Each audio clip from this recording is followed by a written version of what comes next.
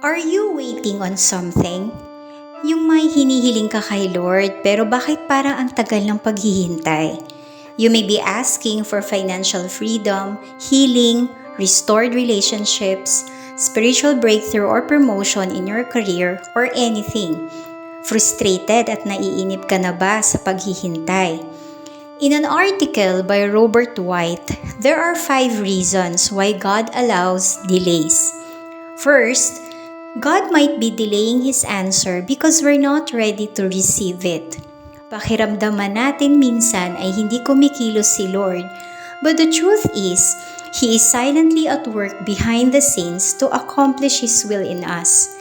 He is working even in us, inwardly, to make sure we are ready. Nais kasi ni Lord na tama yung puso natin as we wait and receive for His answer. Second, God might be protecting us from something harmful. Yung mga delays na yan, it could be God's way of protecting us from something na pwedeng makakasira o makakasama sa atin.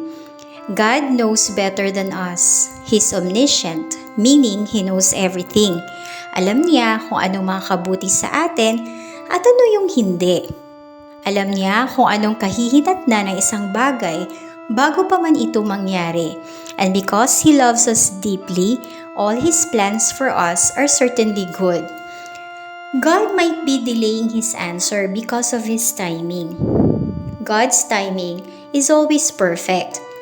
He's never late or advanced. He is fully in control of all things at all times in all places.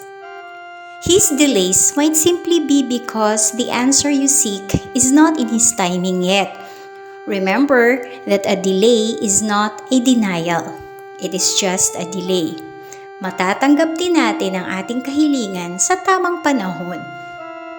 God might be delaying His answer to grow our faith. Marahil gusto ni Lord na mas lalong tumatag ang ating pagtitiwala sa Kanya, kaya hinahayaan niya tayong makaranas ng delays. We simply have to trust Him at all times, especially in the delays. The longer we wait, the more opportunity there is for us for our faith to become stronger. Lastly, God might be delaying His answer in order to give us a new direction. Perhaps, God's delay is His way of redirecting us. His delay may be His way of telling us that we take a different direction kasi ito yung mas nakakabuti, mas tama at mas align sa Kanyang kalooban.